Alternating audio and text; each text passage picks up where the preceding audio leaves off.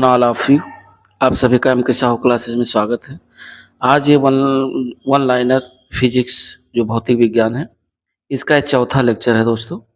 इससे पहले हमने 3 लेक्चर आपको दिए हैं एनसीईआरटी सार संग्रह के वन लाइनर, और पिछले 2 दिन से तबीयत अस्वस्थ होने के कारण वीडियो नहीं आ पाए, उसके लिए क्षमा चाहते हैं कि आप लोगों के जो है कंटिन्यूटी में थोड़ा बाधा आया।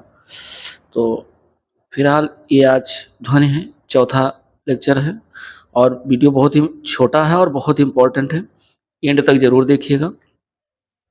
और चैनल पे पहली बार है तो दोस्तों चैनल को लाइक, शेयर और सब्सक्राइब ज़रूर करें। चलिए देर ना करते हुए वीडियो को शुरू करते हैं। पॉइंट वाइज हम लोग फास्ट रिवीजन के साथ देखते हैं, ताकि आप लोगों का जो टारगेट है वो कंप्लीट हो जाए। पहला पॉइंट कह रहा है कि पराध्वनिक जो जेट है से वायुमंडल की किस परत को क्षति पहुंचती है। तो पराध्वनिक जेट से वायुमंडल की जिस परत की क्षति होती है, नुकसान होता है, वो दोस्तों है ओजोन परत। वेरी वेरी इंपॉर्टेंट पॉइंट है। नेक्स्ट पॉइंट कह रहा है किसे मापने हेतु डेसीबल इकाई का प्रयोग किया जाता है। तो डेसीबल इकाई मापने के लिए ध्वनि की तीव्रता, यानी ध्वनि की तीव्रता मापने के लिए डेसीबल का प्रयोग किया जाता है, और या ध्वनि की तीव्रता मापते हैं डेसीबल में। तो डेसीबल इकाई में मापते हैं ध्वनि की तीव्रता। वेरी इंपॉर्टेंट है, कई बार ये विभिन्न एग्जामों में पूछा गया है। नेक्स्ट पॉइंट कह रहा है कि ध्वनि के स्रोत परावर्तित सतह के मध्य न्यूनतम दूरी कितनी होनी चाहिए। तो ध्वनि के स्रोत व परावर्तित जो है सतह के मध्य जो न्यूनतम दूरी है वह दोस्तों 16.5 मीटर होनी चाहिए, यानी 16.5 मीटर होनी चाहिए।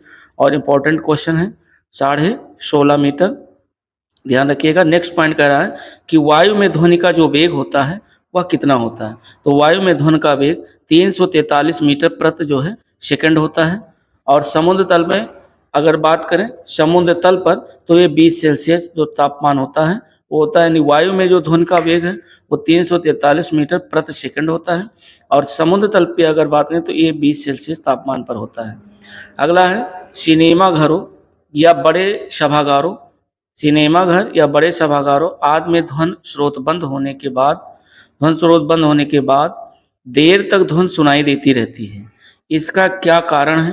तो ये होता है अनुरणन के कारण। दोस्तों वेरी इंपॉर्टेंट है, कई बार विभिन्न एग्जामों में पूछा गया है कि जैसे जब हम आवाज़ करते हैं तो पुनः वही प्रतिध्वनि जो है सुनाई देती है, तो वो अनुरणन के कारण होता है।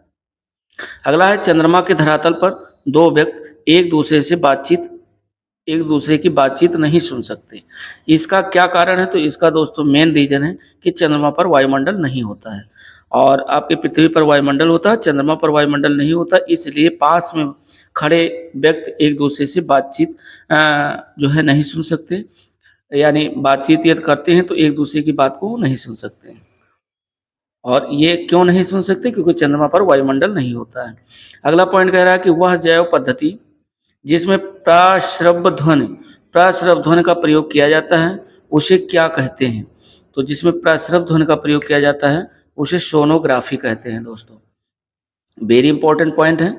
अगला पॉइंट कह रहा है कि विश्व स्वास्थ्य संगठन यानी WTO, वर्ल्ड हेल्थ ऑर्गेनाइजेशन के अनुसार 45 डेसिबल की तीव्रता वाली जो ध्वनि होती है वो मानव के लिए उपयुक्त मानी जाती है।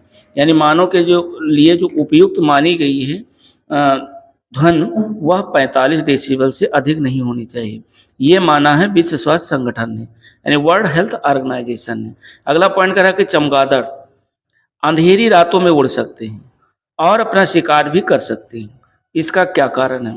तो इसका दोस्तों मेन रीजन है क्योंकि वह पराध्वनि तरंगे उत्पन्न करते हैं और उन्हीं के द्वारा वह निर्देशित होते हैं, इसीलिए वह रातों में उड़ सकते हैं। नेक्स्ट पॉइंट कह रहा है कि नेक्स्ट पॉइंट ये कह रहा है कि जो टीवी रिमोट है, टीवी रिमोट में किन तरंगों का प्रयोग किया जाता है। कौन सी तरंगे होती हैं टीवी रिमोट में।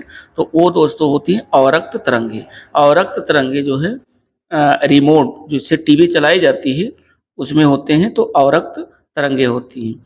आगे हम लोग देखते हैं कि ध्वनि स्रोत और तीव्रता जो डेसिबल में है क्या है।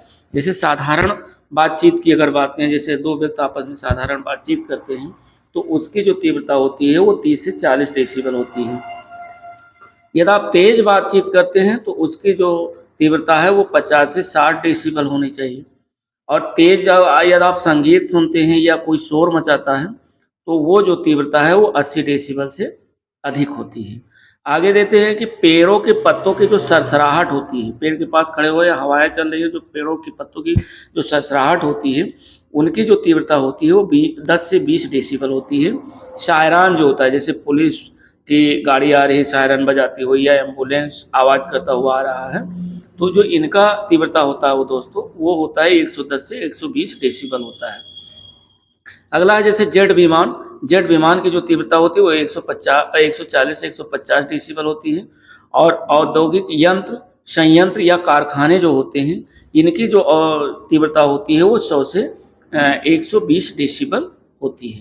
तो ये दोस्तों यहाँ से ध्वनि के स्रोत और तीव्रता जो डेसिबल में है, यहाँ से क्वेश्चन आपके मैचिंग में बन सकते हैं, यहाँ से क्वेश्चन आपके कोट में बन सकते हैं, यहाँ से क्वेश्चन आपके वन लाइनर में बन सकते हैं, और कथन कारण से संबंधित भी क्वेश्चन बन सकते हैं।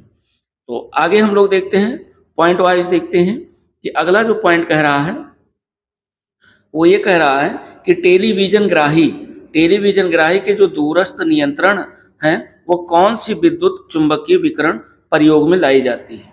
तो टेलीविजन ग्राही के दूरस्थ नियंत्रण में कौन सी विद्युत चुंबकीय विकिरण प्रयोग में लाई जाती है, तो वो दोस्तों है अवरक्त विकिरण।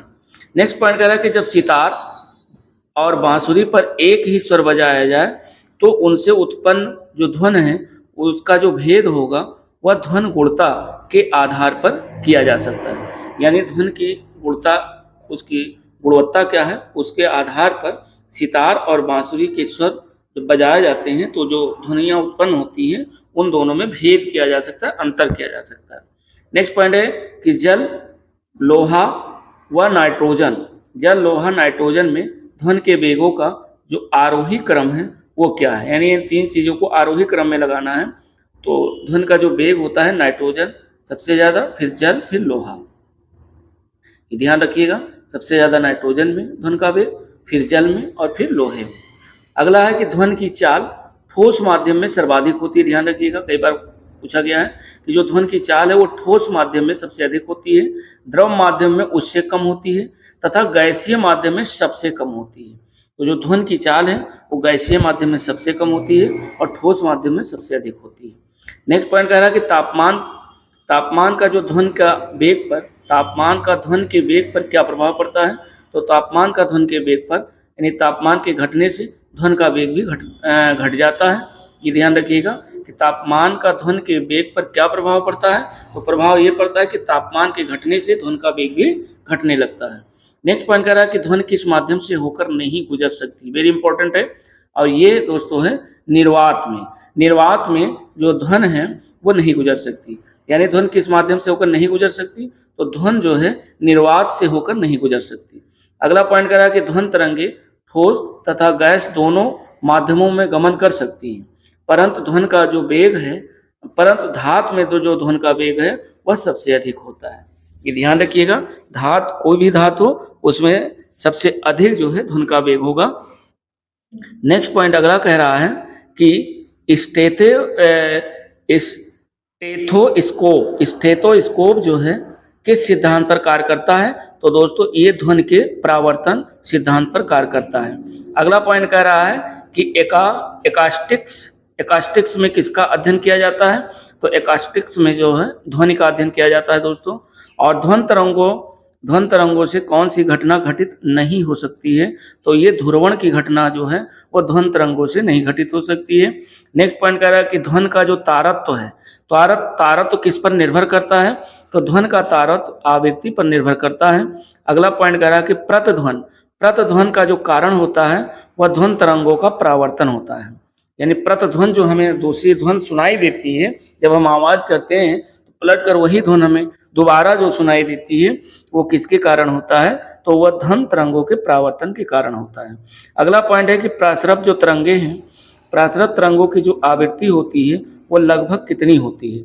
तो प्रासरभ तरंगों की जो आवृत्ति होती है वो 20,000 हर्ट्ज से जो है अधिक होती है। ये कई बार क्वेश्चन पूछा गया है, ध्यान रखिएगा, चाहे वो यूपीपी की तैयारी कर रहे हो या आरओ एआरओ की तैयारी कर रहे हों, या यूपीपीसीएस की तैयारी कर रहे हों, या लेखपाल, ये सभी के लिए, चूंकि ये एनसीईआरटी है, सभी के लिए बहुत ही मस्त है। और ये क्वेश्चन कई बार पूछा गया कि प्रासरभ जो तरंगे हैं उनकी आवृत्ति लगभग कितनी होती है, तो 20,000 हर्ट्ज से अधिक होती है। नेक्स्ट पॉइंट कह रहा है कि मानव द्वारा जो श्रव्य तरंगे हैं, मानव द्वारा श्रव्य तरंगों की जो आवृत्ति होती है वो कितनी होती है, तो वो दोस्तों 20 से 20,000 हर्ट्ज तक होती है। यानी मानव जो तरंगे हैं इनको सुनता है मानव, उनकी जो आवृत्ति होती है वो 20 हर्ट्ज से 20,000 हर्ट्ज तक होती है। अगला पॉइंट है कि प्रासरभ जो ध्वनि तरंगे हैं वो किसके द्वारा सुनी जा सकती है, तो जो प्रासरभ ध्वनि तरंगे हैं वो उनको कुत्ते सुन सकता है और डॉल्फिन मछली सुन सकती है। यानी कुत्ते द्वारा और डॉल्फिन मछली द्वारा प्रासरभ ध्वनि तरंगों को सुना जा सकता है। नेक्स्ट पॉइंट कह रहा है, नेक्स्ट पॉइंट ये कह रहा है कि अब हम लोग देखते हैं कि विभिन्न माध्यमों में ध्वनि की चाल देख लेते हैं, जो कि 25 सेल्सियस पर पदार्थ और चाल। एल्युमिनियम पदार्थ की जो चाल है 6420 मीटर प्रति सेकंड है। स्टील में जो ध्वनि की चाल है वो 5960 मीटर प्रति सेकंड है। लोहा में ध्वनि की चाल 5950 प्रति सेकंड है।